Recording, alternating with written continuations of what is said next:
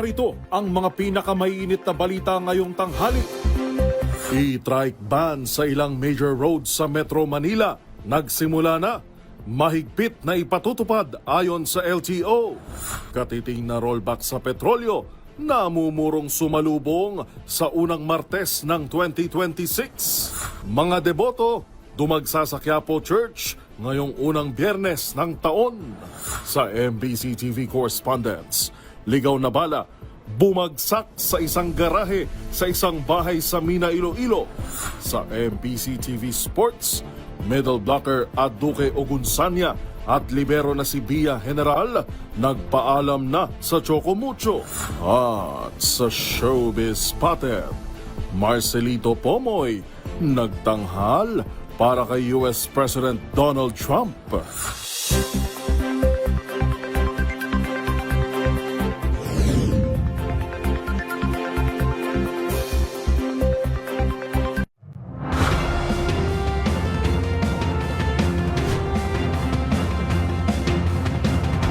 Bawat balita, makabuluhan. Bawat kwento, makapangyarihan. Boses ng Pilipino para sa Pilipino. Live mula sa MBC TV Studio. MBC TV Network News.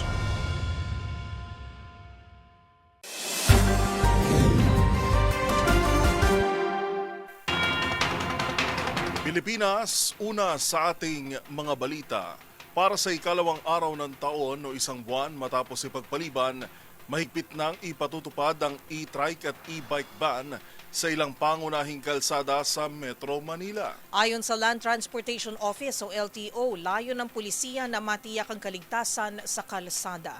Ang ilang major roads na sakop ng e-trike at e-bike ban, alamin sa report ni Kyle Bulias. Mula ngayong araw, bawal lang daanan ng anumang uri ng light electric vehicles tulad ng e-bike at e-trike ang ilang pangunahing kalsada sa Metro Manila. Ayon kay Assistant Secretary Marcos Lacanilao, hepe ng Land Transportation Office, kabilang sa mga major highway na bawal ang daanan ng mga e-trike at e-bike ang kahabaan ng EDSA, C5 Road, Rojas Boulevard at Quirino Avenue hanggang sa Magallanes sa may South Luzon Expressway. Sa panayam ng DZRH, sinabi nila Lacanilao na sa mga kalsadang ito muna magfo-focus ang LTO habang hinihintay ang Joint Memorandum Circular mula sa Department of Transportation at iba pang ahensya ng pamahalaan kaugnay ng iba pang mga major highway sa loob at labas ng Metro Manila kung saan ipagbabawal na ang pagdaan ng mga e-bike at e-trike. Binigyang diin nito na hindi layo ng kautusan na iba ng paggamit ng e-trike, kundi para lamang maiwasan ang mga aksidente sa mga pangunahing lansangan sa Metro Manila.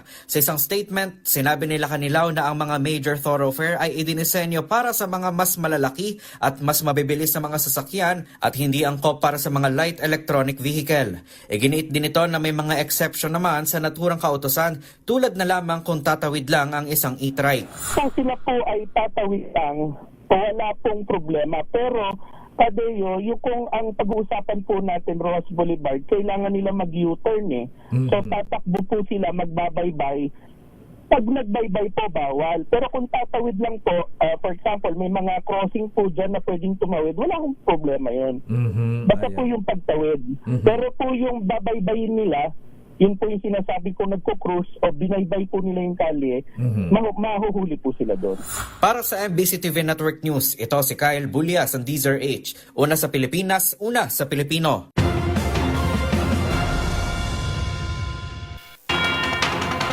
Good news naman sa mga motorista.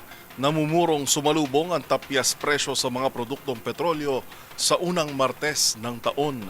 Sinabi sa DZRH ni Assistant Director Rodela Romero ng DOE Oil Industry Management Bureau na posible ang humigit kumulang 50 sentimo na rollback sa kada litro ng gasolina habang humigit kumulang 15 sentimo sa kada litro ng diesel habang humigit kumulang 20 sentimo sa kerosene. Pero ayon kay Romero, batay ito sa 3 araw pa lamang nakalakalan bilang walang trading kahapon bagong taon. Hindi pa anya kasama sa pagtaya ang operating cost ng mga oil company at iba pang mga premium. Itutulak ang tapyas presyo ng geopolitical sentiment, inaasahang oversupply, mahinang demand lalo na sa major consumers gaya ng China at polisiya ng Organization of the Petroleum Exporting Countries o OPEC+.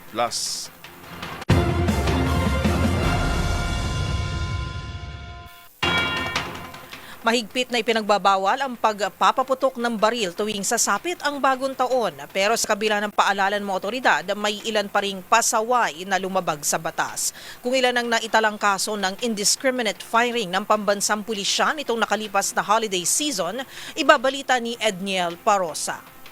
Umabot sa 11 kaso ng indiscriminate firing ang naitala ng Philippine National Police buong holiday season, kung saan 4 ang kinasangkutan mismo ng mga pulis. Galing at datos sa monitoring ng Ligtas Paskuhan 2025 mula Disyembre 16 hanggang sa unang araw ng 2026. Sa nasabing report, tig-2 ang walang habas na nagpaputok sa Ilocos Sur at Iloilo, habang tig-1 naman sa Isabela, Benguet, Manila, Surigao del Sur, Pampanga, Abra, Parañaque, Cagayan de Oro, Negros Occidental, Catanduanes at Batangas. 6 sa mga ito nangyari noong Pasko, 3 sa pagpasok ng bagong taon, 2 noong December 22 at tig-1 noong December 18, 19, 21 at 31. Nagresulta ito sa pagkakaaresto ng 14 na individual at 3 naratiling at large. Kaugnay naman ang mga kasong kinasasangkutan ng mga pulis. 1 ang Police Master Sergeant, 1 ang Police Senior Master Sergeant at 2 patrolman, kung saan isang kasama sa mga hindi pa nahuhuli. Matatandaang nagbigay na ng babala si Acting PNP Chief Police Sergeant General Jose Melencio Nartates Jr. na maharap sa kasong kriminal at administratibo ang mga masasangkop na pulis at maaari itong humantong sa kanilang dismissal. Para sa MBC TV Network News, ito si Edniel Parosa ng Razor H. Una sa Pilipinas, una sa Pilipino.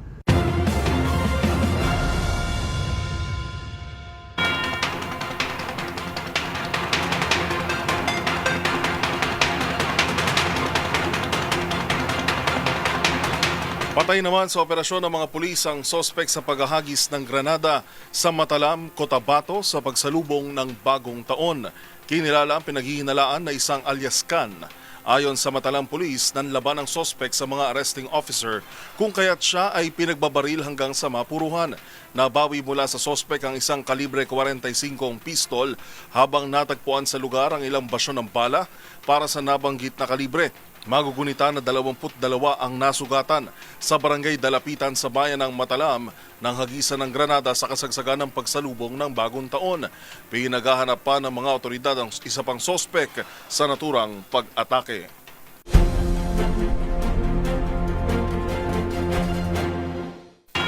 Balita naman sa lungsod ng Maynila, dagsa mga deboto ng itim na puong Nazareno para sa First Friday Mass ng taong 2026, Year of the Horse. Ang ilang kaganapan sa Quiapo Church, tinutukan ni Boy Gonzales. Live. Boy, go ahead.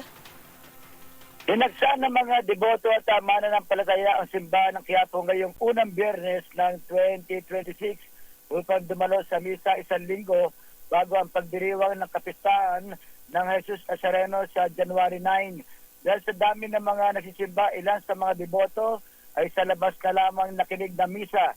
Ginabayan sila ng mga hiyo sa Del Nazareno upang mapanatili ang kayusan at maayos ang daloy ng mga mananampalataya. Dahil sa pagdagsa ng mga deboto sa simbahan, isinara na ang entrance sa Quezon Boulevard at Carriedo Street. Isa na lamang ang pasukan sa Villalobos Street. Wala rin anyang priority lane para sa mga senior at PWD. Nagpatupad ng mahigpit na seguridad ang Manila Police District upang matiyak ang kaligtasan ng publiko. Pinaalalahanan naman ng otoridad ang mga nagsisimba na ingatan ang kanilang gamit matapos sa magreklamo ang isang babae na nadukutan sa loob ng simbahan at isa pang babae na muntik nang madukutan ng cellphone habang nakapila papasok ng simbahan. Para sa MBC TV Network News, ito si Boy Gonzales, una sa Pilipinas, una sa Pilipino. Maraming salamat, Boy Gonzales.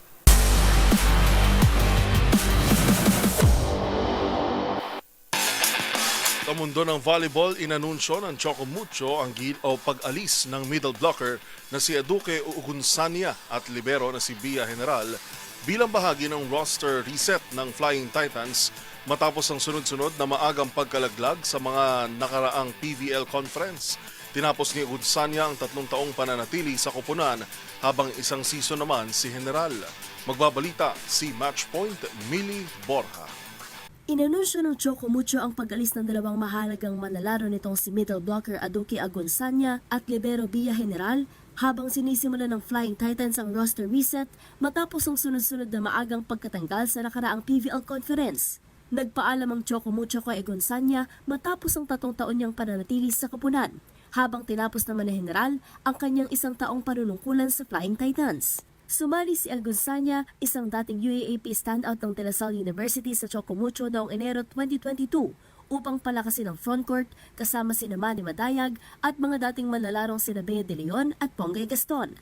Gayunman, nakaranas si Agunsanya ng ilang matitinding injury kabilang ang ACL tear noong March 2024 na nagdayo sa kanya sa aksyon ng ilang buwan. Samantala, kinuha si General ng Choco Mucho noong nakaraang taon mula sa Signal, kasama sina setter Bars Alba at outside spiker Mean Mendez. Ginawa ang mga pagbabagong ito matapos ang ikasyam na pwesto ng Choco Mucho sa nakaraang PVL Reinforced Conference, kung saan nabigo ang Flying Titans na makapasok sa playoffs matapos magtala ng 3-5 win-loss record.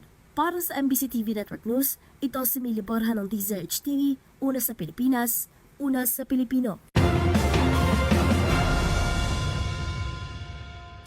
Narito ang mga balitang dapat ninyong abangan. Pickup driver na nagbunot ng baril sa gitna ng away kalsada, pinagpapaliwanag ng Land Transportation Office. Sa MBC TV Global, casualty sa sumiklab na sunog sa isang ski resort sa Switzerland noong salubong ng bagong taon umakyat sa 40. At sa Showbiz Spotted sa mundo ng K-pop at P-pop, BTS at SB19, parehong may malalaking anunsyo na dapat abangan ng kanilang fans. Lahat ng yan sa pagbabalik ng MBC TV Network News.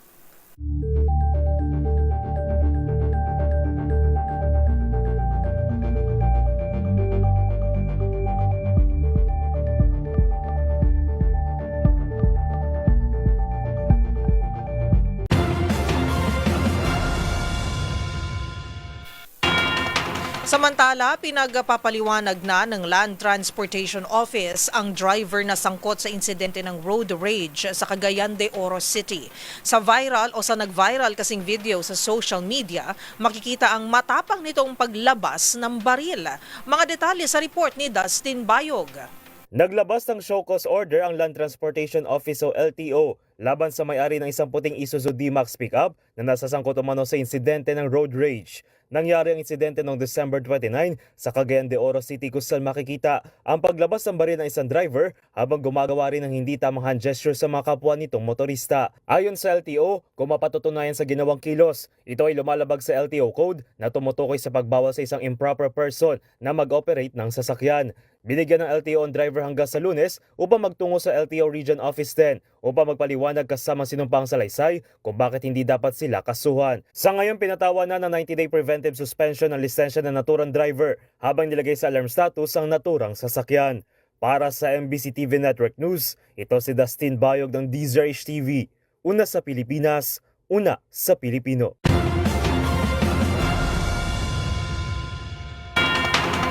Noong nagdaang taon, ilang mababatas ang nakaladkad ang pangalan sa issue ng maanumalyang flood control projects at sa pagsisimula ng taon sa Senado.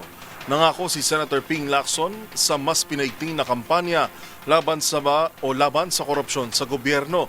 Umaasa naman si Lacson na mas marami pa anyang makakasama sa laban kontra katiwalian. Magbabalita si Raymond Dadpaas. Tuloy ang mas maigting na kampanya laban sa korupsyon sa pamahalaan ngayong 2026 na tinaguriang Year of the Fire Horse. Ito ang pangako ni Senate President Pro Tempore Panfilo Ping Lacson ngayon na mas galit at gising ang ating mga kababayan matapos mabuking ang pandarambong sa buwis na kinolekta sa kanila. Sabi ni Lacson, dapat ay maghanda ang ating national leaders upang tugunan ang mas marami pang usapin ng korupsyon ngayong 2026. Nagpasalamat ito sa 2025 at nakabalik siya sa serbisyo publiko at muling nakasama ang mga dati nitong staff na kanyang iniwan noong 2022 at nadagdagan pa.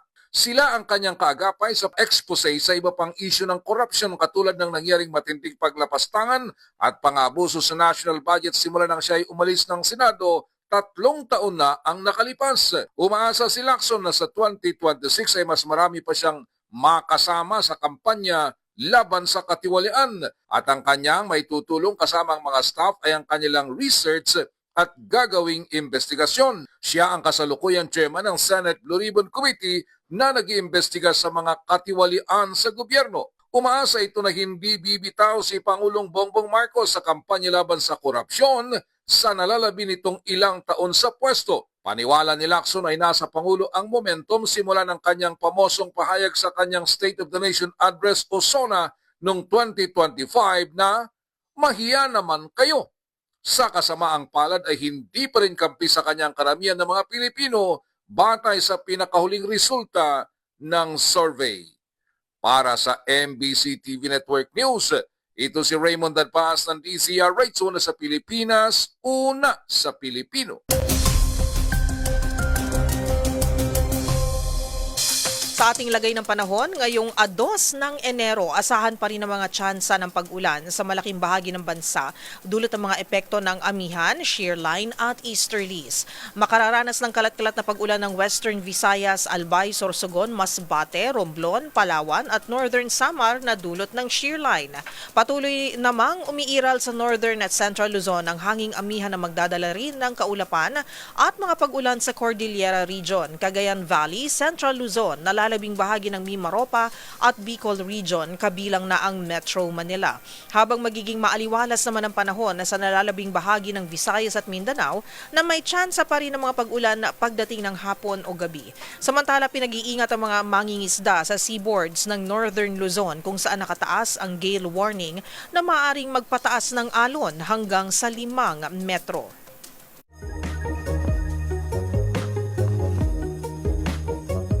Marahil lahat tayo ay nakaranas ng managinip sa buong buhay natin kapag tayo ay natutulog. Kadalasan, mga pangyayari ito na ating iniisip o mga kung ano-anong istorya na tumatakbo sa ating panaginip. Pero alam mo ba kung paano at bakit ito nangyayari? Alamin na this, bakit nga ba tayo nananaginip? Ang panaginip ay isang natural phenomenon na nararanasan ng bawat tao, maging ng mga hayop. Karaniwan ng mga tao ay nananaginip sa 2 oras, sa REM state o Rapid Eye Movement Sleep. Ito ang sandali na ang katawan ay nasa kalaliman ng ating pagtulog. Sa pag-aaral, hindi lubos na tiyak ng mga siyentipiko kung bakit nga ba tayo nananaginip, pero may mga pag-aaral na makatutulong upang maunawaan ang pangyayaring ito. May teorya na kaya daw tayo nananaginip ay dahil inaayos ng ating utak ang mga alaala kung alin dito ang dapat itago at alin ang dapat na burahin. Madalas lumalabas sa panaginip ang mga bagay na hindi mo masabi o maramdaman ng malinaw habang ikaw ay gising. Sinasabi rin na ito daw ay resulta ng random signals sa utak habang tayo ay tulog. May mga kung ano-anong kaganapan rin ang pumapasok sa ating panaginip na kung minsan ay isa na palang paalala sa atin o di kaya ay mga bagay na labis nating hindi makalimutan. Ang mga panaginip na ito ay pinaniniwalaan na may mga kahulugan sa ilan, depende sa kung ano ang nangyari sa loob ng ating malawak na panaginip. Tandaan, mas makulay ang mundo kung alam mo ang hiwaga sa pag-ikot nito. Ako po si Rovic Manuel, nagpapaalalang sa kaalaman ay walang labis, magsaliksik para siguradong alam na this.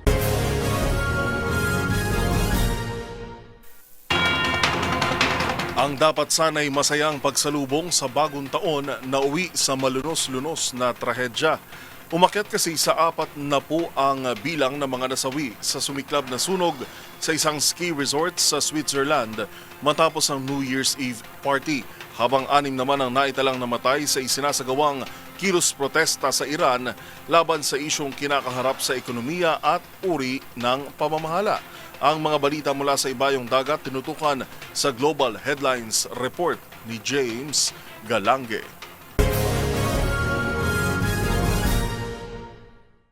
Balita mula sa Switzerland, sumiklab ang isang malaking sunog sa Le Constellation Bar ng Swiss Ski Resort ng Crans-Montana kung saan naganap ang dapat sana'y masayang pagsalubong sa 2026. Bigla na lamang kasi tumambad ang isang malaking sunog na siya nagdulot ng kaguluhan at ikinasawi na mahigit 40 katao, habang mahigit sa 100 naman ang sugatan. Sa nagpapatuloy na investigasyon, una nang nilinaw ng mga otoridad na wala umanong naganap na foul play o anumang uri ng pag-atake at hindi rito isang plano ng paninira sa naturang New Year's Eve party. Samantala, ayon naman sa kwento ng ilan sa mga dumalo, isang birthday candle umano na nakasuksok sa isang bote ng champagne ang pinagmulan ng insidente kung saan gumapang sa kisame ang apoy. Gayunpaman, hindi pa nito kumpirmado hanggang sa ngayon. Nakatakda pa naman sana mag-host ng Ski World Cup ang naturang ski resort sa darating na January 30. Sa iba pang balita, isang malawakang kilos protesta naman ang isinagawa sa Iran kung saan nilahukan ng mga estudyante at mililit na negosyante para ipanawagan ang tumataas na cost of living sa kanilang bansa. Ang naturang pag-aaklas, nauwi rin sa kaguluhan kung saan umakit na sa 6 na kataong nasawi at may ilan din na sugatan ayon sa unang ulat ng mga otoridad. Para sa mga demonstrador, naging ugat-an nila sa problema ng ekonomiya ang nagpapatuloy na sistema ng theocracy o kung saan mga pari o rabay ang namumuno sa gobyerno. Ayon kay US Ambassador to the United Nations Mike Waltz, ang nasabing form of government ang siyang nagdala sa mga Iranian sa kapahamakan gaya na nangyaring 12-day war sa pagitan nila ng Israel noong Hunyo ng nakaraang taon. At yan naman nakalap nating balita mula sa iba't ibang panig ng mundo. Para sa MBC TV Network News, ito si James Galangi ng DZRH TV, una sa Pilipinas, una sa Pilipino.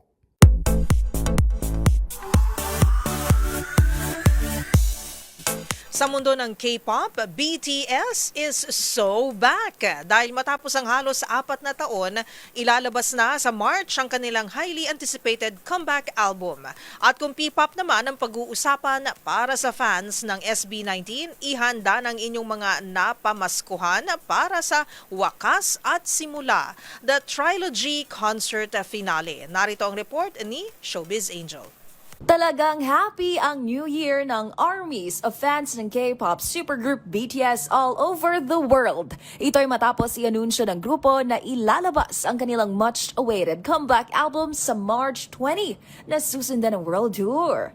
Halos 4 years din ang hinintay ng fans para sa panibagong album ng OT7 na magugunitang nag-focus sa kanilang solo careers at muli lang nakompleto noong Hunyo matapos sumabak sa mandatory military service. Magkakasamang sinalubong ni RM, Jin, Suga, J-Hope, Jimin, Jungkook at V na ka-celebrate lang din ng kanyang 30th birthday ang bagong taon. 8, 7, 6, 5, 4, 3, 2, 1, Happy New Year! Happy New Year! Samantala, sa mundo naman ng P-pop, Happy 2026 matapos ang matagumpay na world tour, kasado na sa April 18 ang wakas at simula the trilogy finale ng P-pop Kings SB19. Sa SMDC Festival Ground sa Parañaque, nakatakdang ganapin ang concert ng Mahalima. Stay tuned lang daw 18 para sa detalye ng seat plan and ticket prices. Magunita na magkakasama rin welcome ni Pablo, Josh Talcan at Justin ang 2026 nang magpasiklab sa isang New Year's Eve countdown event sa BGC.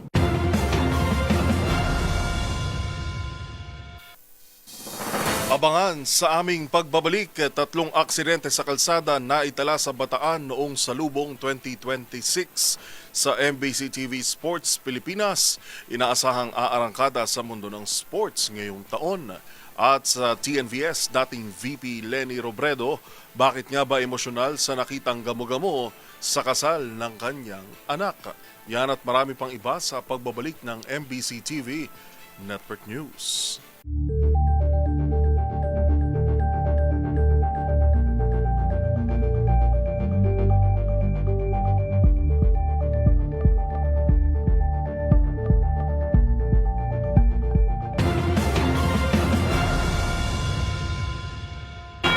Sa pagbabalik ng ating balitaan, mga bayan sa paligid ng Bulkang Mayon na pinag-iingat dahil sa pagdagdag ng mga aktibidad nito. At ilang parke naman malapit sa bulkan, isinara na. Para sa mga detalye, balita mo yan, Roel Saldico. Roel? Patuloy ang pagtaas ng aktibidad ng Bulkan Mayon ayon sa pinakahuling ulat ng PBOS ngayong araw. Sa loob ng 24 na oras na itala ang 2 volcanic earthquakes at 43 rockfall events kasabay ng bahagyang pagliwanag ng bunganga ng bulkan. Ayon pa sa ahensya, umabot sa 309 na tonelada kada araw ang sulfur dioxide emission habang naobserbahan ang katamtamang pagsingaw ng usok at pamamaga sa bulkan para tandaan na pag-ipon ng magma sa lalim ng lupa. nababahala ngayon ang PBOX sa posibleng phreatic explosion, pagguho ng bato at lahar kapag umulan ng malakas.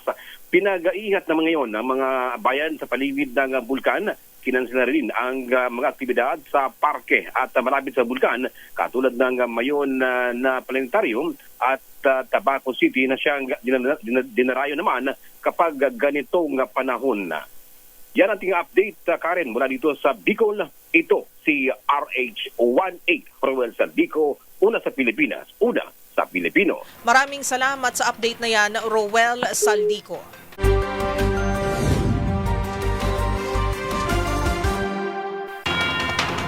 Nakapagtala ng kaso ng stray bullet sa bayan ng Minas sa Iloilo.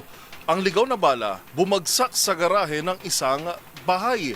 At sa pagsalubong ng bagong taon, 3 aksidente naman sa kalsada ang naitala sa Bataan. Yan at ang iba pang rumarapidong balita mula sa probinsya, hatid ng iba't ibang istasyon sa ilalim ng MBC Media Group.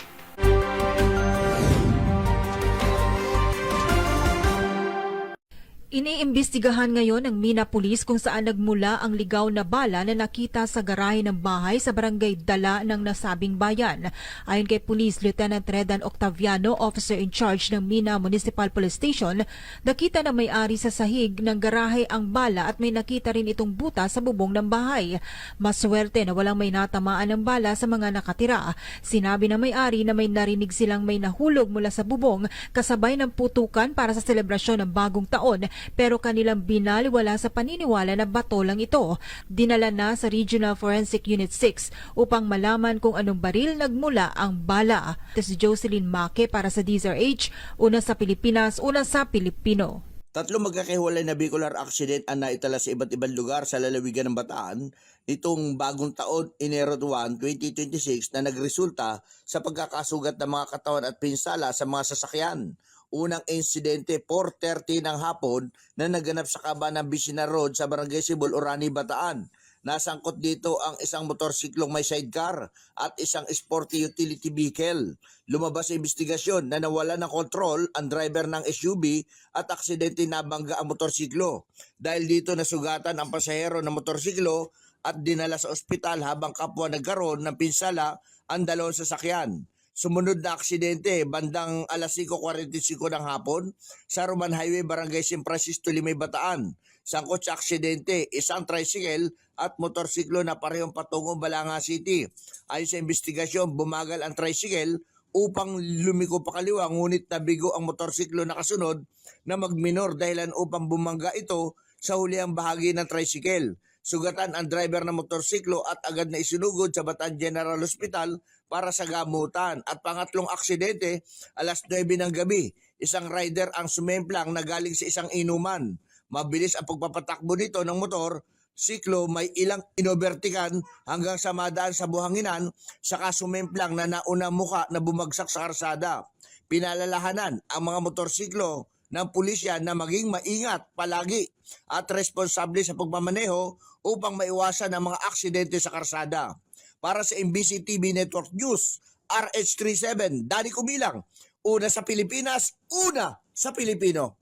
Naging maayos at mapayapa ang pagsalubong ng bagong taon sa buong lalawigan ng Davao del Norte matapos iulat ng Davao del Norte Provincial Police Office o DNPPO na walang naitalang insidente ng 8 focus crimes sa bisperas at pagsapit ng 2026. Ayon kay Police Colonel Glenn Cristinis, Provincial Director ng DNPPO, bunga ito ng maagang paghahanda, mahigpit at sapat na security deployment at aktibo ang pangipagtulungan ng komunidad. Dagdag pa niya, naging epektibo ang koordinasyon ng kapulisan at iba't ibang sektor upang maparatili ang kaayusan at kaligtasan ng publiko. Personal na inspeksyon ni Police Colonel Cristinis ang mga lugar na may police deployment upang matiyak ang kahandaan at disiplina ng mga kapulisan sa kanilang tungkulin. Pinasalamatan niya ang mga pulis na nagsakripisyo ng oras kasama ang kanilang pamilya upang tiyakin ang seguridad ng mamamayan. Nagpasalamat din ang DNPPO sa mamamayan ng Davao del Norte sa kanilang kooperasyon at pagsunod sa mga umiiral na batas at ordinansa. Hinikayat ng kapulisan ang publiko na ipagpatuloy ang disiplina, paggalang sa batas at pagkakaisa upang maparatili ang kapayapaan, kaligtasan at patuloy na kaunlaran sa lalawigan. Para sa MBC TV Network News, ito si June Suter, una sa Pilipinas, una sa Pilipino.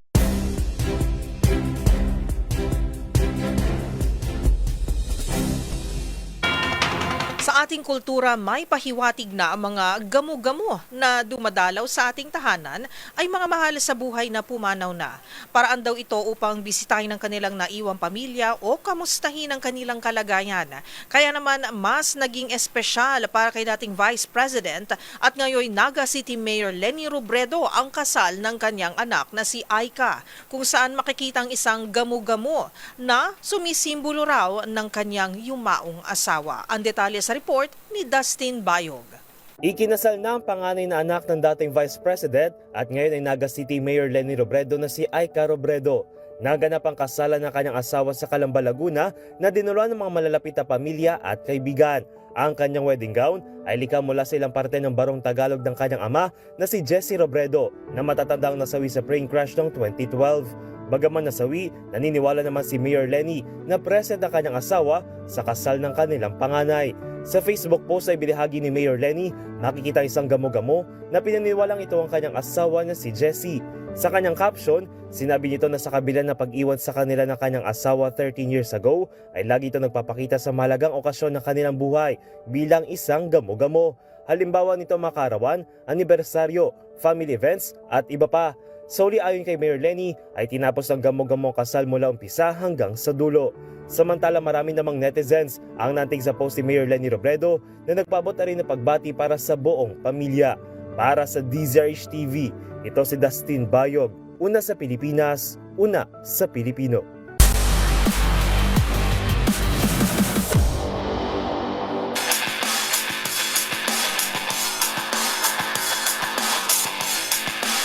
Sa balitang sports, optimistiko ang Philippine Olympic Committee sa tsansa ng Team Philippines sa 2026 matapos ang matibay na pagtatapos ng bansa sa 33rd Southeast Asian Games. Ayon kay POC President Abraham Bambol Tolentino, kapansin-pansin ang paghatid ng mga medalya sa mga sport na kasama sa Olympic program. Magbabalita si Matchpoint Millie Borja. Mataas ang inaasahan para sa mga atletang Pilipino sa 2026 matapos tapusin ang nakaraang taon sa isang matibay na kampanya sa 33rd Southeast Asian Games. Pinuri ni Philippine Olympic Committee POC President Abraham Bambol Tolentino ang Team Philippines, lalo na ang mga atletang nakatid ng medalya sa mga sport na kasama sa Olympic program. Batay sa isang pagsusuri ng isang Vietnamese online platform, 70% ng 15 na gold medal ng Pilipinas sa SEA Games ay mula sa Olympic sports, kapantay ng Singapore. Nanguna ang Pilipinas sa mga Olympic sport tulad ng athletics, swimming, gymnastics, triathlon at modern pentathlon. Nagwagi rin ng mga medalya ang mga Pilipinas sa women's football, men's basketball, tennis sa pamumuno ni Alex Ayala, beach volleyball, basketball, judo, skateboarding, softball, taekwondo, rowing, sailing, short track speed skating, weightlifting at wrestling. Bukod sa SEA Games, nakapag-uwi rin ang Pilipinas ng 7 gintos sa Asian Youth Games sa Bahrain, 2 pilak at 2 bronze sa Chengdu World Games, at isang makasaysayang ginto ng men's curling team sa 9th Asian Winter Games noong Pebrero 2025. Inaasahan ni Tolentino na mas marami pang tagumpay ang makakamit ng Team Philippines sa 2026, kabilang ang Milano Cortina Winter Olympics, Sanya Asian Beach Games, Aichi Nagoya Asian Games, Dakar Youth Olympics Games, at Asian Indoor and Martial Arts Games. At yun ang mga latest updates sa mundo ng sports. Para sa MBC TV Network News, ito si Millie Borja ng DZRH TV, una sa Pilipinas, una sa Pilipino.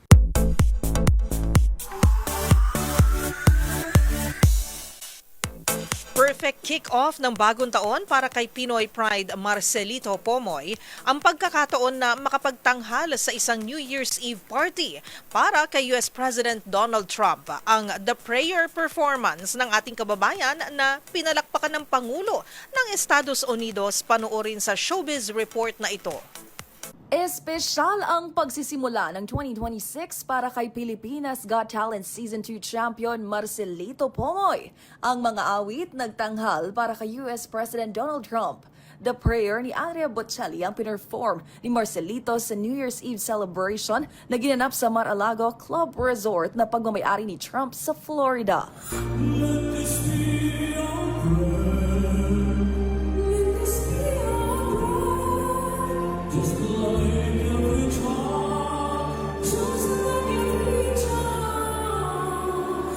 Matapos naman ang performance na meet nito at nakapagpa-picture sa presidente ng Estados Unidos at kay First Lady Melania Trump.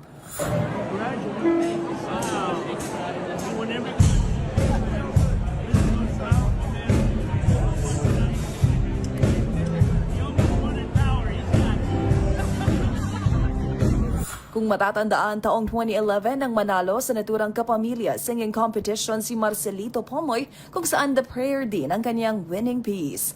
Habang 2020 naman ang sumabak ito sa America's Got Talent Champions at nasungkit ang 4th place. Para sa MBC TV Network News, ito ang Showbiz Angel ng DZRH TV. Una sa Pilipinas, una sa Pilipino.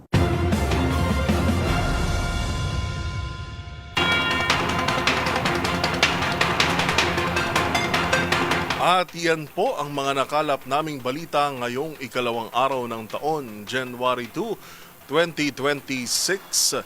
Di pala tayo nakapagpasalamat, partner, nung nakaraang taon dahil nag-rewind na tayo, nag-DZRH rewind na tayo. Pero on behalf po sa lahat ng bumubuo ng MBC TV Network News, ng DZRH TV, ay nagpapasalamat ho kami sa lahat ng mga tumutok, lalo na itong taong 2025 sa mga balitang, malalaking balita na ating tinutukan at naihatid po namin sa inyo dito sa MBC TV Network News. Maraming salamat po. Ito po si Yuel Reyes. At ako naman po, si Karen Oyong. Magkita-kita tayong muli bukas, o sa Lunes na pala dahil Friday ngayon, para sa mga balitang makabuluhan, mga kwentong makapangyarihan. Hatid ang boses ng Pilipino para sa Pilipino. Ito ang MBC TV Network News. Una sa Pilipinas, una sa Pilipino.